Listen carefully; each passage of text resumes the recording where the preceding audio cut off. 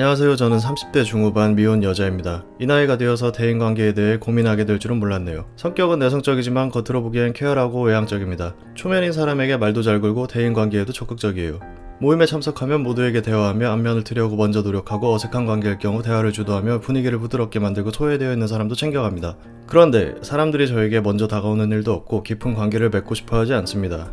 연락하는 건 대부분 제가 먼저고 카톡 같은 메신저로 오랜만에 연락할 때도 제가 그쪽 근황을 물으면 상대도 저의 근황을 묻게 되기 마련인데 잘 지내고 있다라고 단답형으로 보낼 뿐이지 저의 안부를 되묻지는 않아요. 회사에서도 서로 좋은 관계를 유지하며 웃으면서 일하지만 개인적으로 친해서 퇴근 후에나 주말에 함께 시간을 보내는 관계를 이어가는 사람은 없고 동호회 같은 모임에서도 자리에서는 하하호 즐겁게 지내지만 개인적으로 연락하면서 별도로 만나는 사람은 없습니다. 제 성격에 모난 점이 있나 직장 동료 등등 주변인들에게 물어봤는데 다들 저를 배려의 아이콘이라고 해요.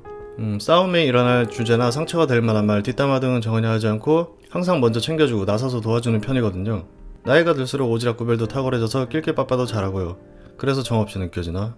인간적으로 끌어당기는 매력이 없나봐요. 제 문제점이 뭔지 어떻게 고칠 수 있는지 정말 궁금하네요. 나이가 들고 미혼인 상태가 지속되면 아무래도 인간관계가 좁아지잖아요. 오늘도 나름 친하다고 생각했지만 제 안부를 되물어주지 않는 지인 2명을 고심 끝에 차단했습니다.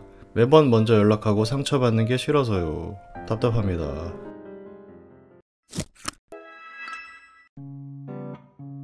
안녕하세요. 어서오세요. 30대면 성인이니까 소주 한잔 따라 드릴게요. 일단 당신은 좋은 사람이긴 한데 가까워지기에는 어려운 사람이에요. 뭐냐면 착한 사람이 곧 친해지고 싶은 사람은 아니라는 거예요. 나는 공인된 배려의 아이콘이고 좋은 말만 하려 하고 잘 챙겨주고 이렇게 나는 바르고 착한데 왜 사람이 안 꼬이느냐? 저는 당신이 사람들끼리 친해지는 방법을 좀 잘못 알고 있기 때문이라고 말해주고 싶어요. 좋은 말, 바른 말만 하는 청정수 같은 사람 있잖아요. 안타깝게도 쉽게 가까이 하기에 어려운 사람의 확률이 높아요. 바른 말만 하고 조언 잘해주면 멋있긴 한데 편하게 속마음이나 비밀 얘기 같은 거 털어놓기에는 한계가 있어요. 왜냐하면 사람들이 항상 깨끗한 생각이나 바른 행동만 하면서 살고 있질 않으니까. 우리 마음속에 있는 조금 더러운 생각이나 엉뚱한 그런 감정 같은 거를 성인군자 같은 사람한테 마음 편하게 드러내기 어렵잖아요. 어제 재밌게 본 야동 얘기 같은 거 절대 하고 싶지 않을걸요? 그리고 분위기를 주도한다는 거는 다시 말하면 말을 많이 한다는 말이잖아요. 100마디 말하는 것보다는 그냥 상대방 말에 배시시 웃는 게 훨 나을 때가 많아요. 소개팅 나가서 MC는 내가 보고 커플은 남이 되는 일이 빈번한 이유가 분명히 있어요. 친화력 좋은 사람들의 공통점 중에 하나는 뒷담화를 들어주면서 열심히 호응해준다는 거예요. 제 생각인데 아마 당신은 누가 뒷담화 까면 되게 난감해하고 대응을 잘 못할 것 같아요. 뒷담화는 둘 사이에 동질감이 막 휘몰아치면서 친밀도가 그냥 무럭무럭 자라는 게 눈에 보일 정도로 효과적이더라고요. 나중에는 둘이 똑같이 계속 해병대 박수 치고 있어요. 쫙쫙. 저도 뒷담화를 꺼려하는 편인데 안 해본 것도 아니고요. 솔직히 이해가 가요. 살짝 둘만의 비밀이 생긴 것 같을 때도 있고요. 비밀도 친밀감이 생기기 좋은 요소예요. 뒷담화를 우리가 하는 이유가 보통은 조언을 구하거나 누구 잘못인지 알고 싶어서 그러는 게 아니고 잠시 이성적인 판단을 내려놓고 내 편이 필요해서 하는 건데 거기서 상대방이 심판이 돼갖고 내 잘못 걔 잘못 따져주면 그때부터는 욕이 막 그냥 목젖에서 들럭날럭해요. 나를 화나게 한 그보다 더 역같기도 해요. 결혼한 사람들이 우스갯소리로 남편 보고 남의 편이라 하잖아요. 그런 것처럼 그런 느낌일 거예요. 아무튼 그 정도로 강력한 뭔가가 있어요. 뒷담화에는. 그리고 맞장구는 부모님의 원수 잡으러 가는 사람 칼 갈아주듯이 할 것까지는 없고요. 알고 그랬구나. 그럴 수도 있겠네. 거참 나쁜 놈이네. 정도만으로도 좋아요. 알겠죠? 동의하라는 게 아니고요. 기분만 맞춰주라는 뜻이에요. 그리고 절대 같이 욕하지 마세요. 당신을 위해서도 그런데 상대를 쓸데없이 막 더 흥분시킬 수도 있어요. 그게 아무 의미 없이. 설마 이 정도도 못하시는 건 아니죠? 내가 하고 싶은 것만 하면서 뭘 얻겠어요? 다음으로 장소가 문제가 있어요. 여럿이 모인 곳에서는 보통 다들 이 사람 저 사람 신경 쓰지 않나요? 당신도 그렇듯이? 여럿이 모이는 자리라도 두루두루 챙기기보다 앞이나 옆에 앉은 2-3명 정도 있잖아요. 그 사람들한테만 집중해보세요. 사람 많은데 소외되어 있는 나를 챙겨줬어요. 그럼 건강한 정신을 가진 사람이라면 당연히 고맙겠죠. 근데 말씀대로 그 사람이 여럿을 챙기는 그런 당신의 모습을 봤을 때 거기서 나에 대한 호의라는 부분은 엄청 희석되지 않을까요? 호의에 대한 어떤 감사함은 남을 것 같지만 당신이랑 나 사이에 그런 특별함은 없어질 것 같아요. 편의점 갔는데 그 편의점 직원분이 나한테 미소 지어주면 그게 나에 대한 뭐 어떤 개인적인 의미가 있는 게 아니라고 생각하잖아요. 뭐 그런 것처럼요. 보다 확실하게 가까워지고 관계의 깊이를 원하신다면 주도적으로 1대1 자리를 한번 만들어 보세요. 부담되면은 셋 정도도 괜찮고요. 일단은 서로한테 집중하기도 좋다는 그런 장점도 있는데 바로 그 자체가 내가 당신이라는 사람한테 관심이 있다 뭐 이런 의미이기도 하니까요. 느낌 오시죠? 어느 정도 친분이나 안면이 좀 쌓이기 전이면 당연히 어렵겠죠. 또 둘만 만났을 때 되게 어색할 수도 있어요. 한두 명씩이라 여러 명 인맥 만들려면 시간도 되게 오래 걸릴 거예요. 근데 하지만 분명히 당신이랑 잘 맞는 사람들이 그런 당신을 알아보면서 하나둘씩 당신 옆을 채울 거라고 확신해요. 그리고 이거는 개인적인 생각인데 사업하시는 거 아니면 그냥 친한 사람, 마음 터놓을 사람 두세 명만 있으면 되지 싶어요. 여러 인맥 관리하고 그러는데 들어가는 뭐 금전적인 거, 돈, 시간, 정력이 진짜 어마어마해요. 생각보다.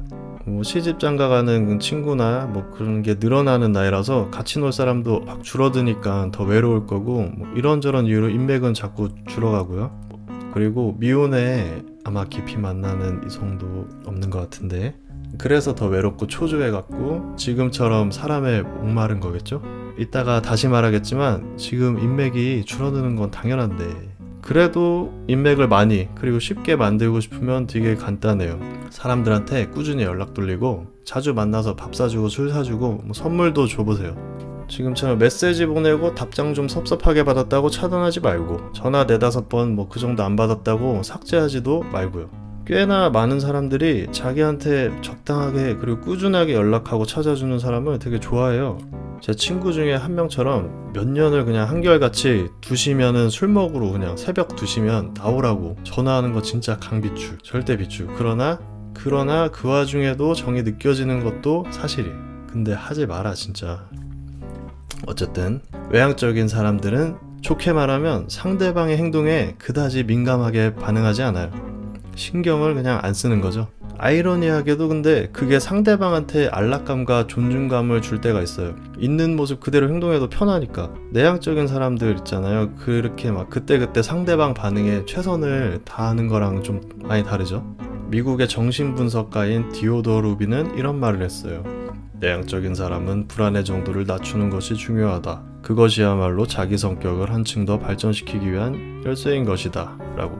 대인관계에서 이렇게 무시라는 게 여러 상황에서 유용하게 작용하는 일이 많아요. 상대방 반응에 막 말 하나하나에 일일이 신경 쓰고 일희일비하면 일단은 내 삶이 피곤해져요. 그리고 성격도 막 히스테릭해질 확률도 되게 높아지고요. 그럼 뭐 당연하게 인간관계도 말아먹겠죠. 아무리 훌륭하고 굉장한 것이라 그래도 때에 따라서 별거 아닌 게 오히려 훨씬 더 필요할 수도 있어요.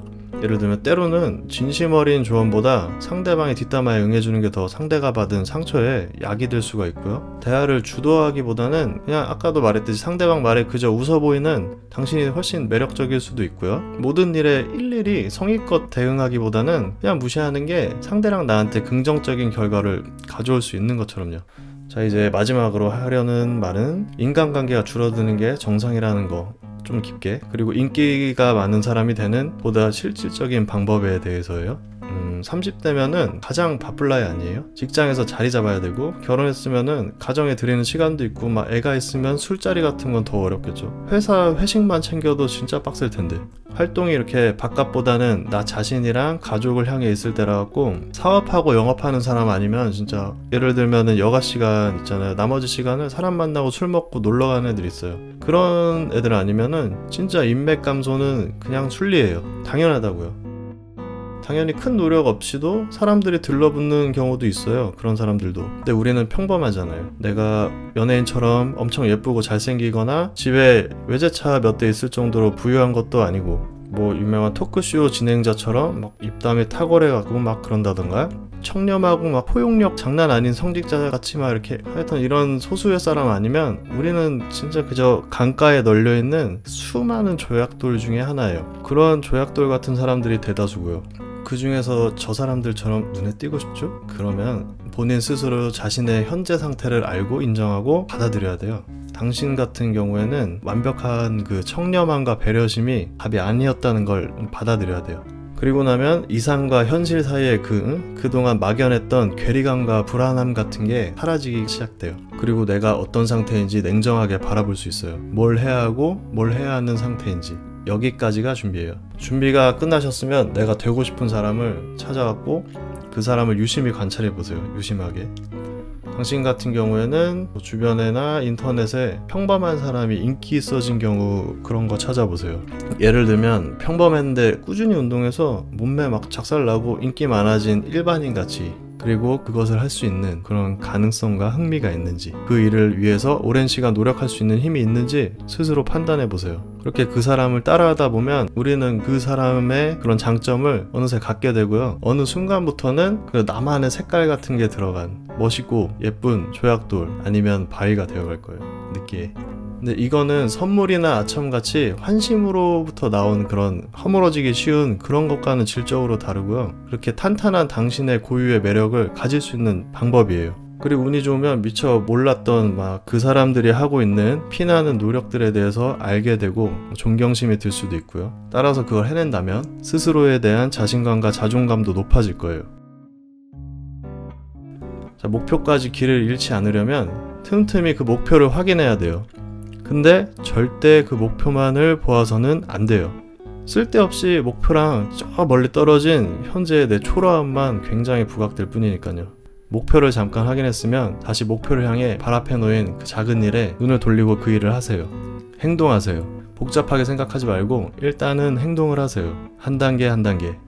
당신이 지금 스스로 사랑하고 자신을 위해 노력하고 있기 때문에 상처도 받고 지금 힘든 거예요. 힘내자고요. 그런 당신을 응원합니다. 그리고 그런 제 자신도 응원합니다. 함께 합시다. 사랑해요.